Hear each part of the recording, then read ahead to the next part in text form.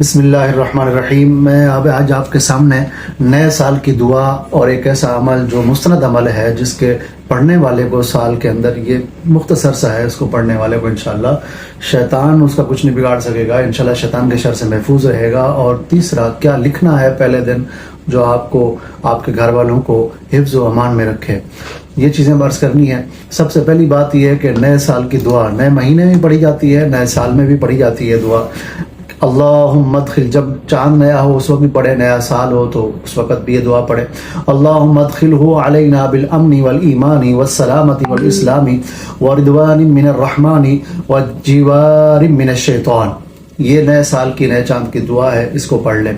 اور اس کے بعد جواہر خمسہ جو ایک مستند کتاب ہے، اس کے اندر لکھا ہے کہ جو کوئی نئے سال کے اندر، محرم کے پہلے دن کے اندر اور سورج نکلنے کے 20 منٹ بعد، فجر کی نماز کے بعد سورج نکلنے کے 20 منٹ بعد 2 رکعت نفل پڑھے، اور اس کے بعد پہلا کلمہ یعنی کلمہ طیبہ 5 بار پڑھے، اور اس کے بعد یہ دعا پڑھے، 3 مرتبہ یہ دعا پڑھیں۔ اللہم انت اللہ الابد قدیم وهذه السنة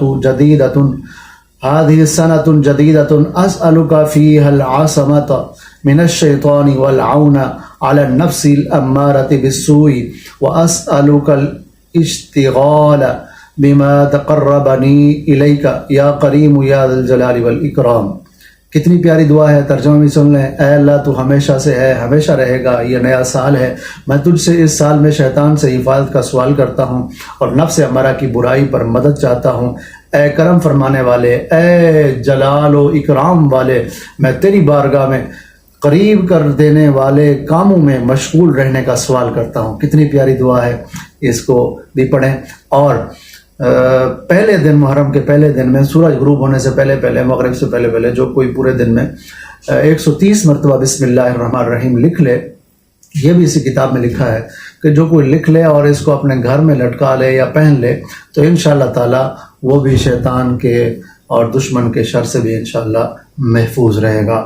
اس کو کیجئے، انشاءاللہ اس کی برکتیں آپ پائیں گے۔ اس کو آگے شیئر بھی کیجئے تاکہ دوسرے مسلمانوں کا فائدہ ہو۔ ہمارے ساتھ رہیے تاکہ آپ کو بر وقت آپ کے فائدے کی باتیں پہنچتی رہیں۔ فالو کیجئے، آگے شیئر کیجئے۔ جزاک اللہ خیرہ۔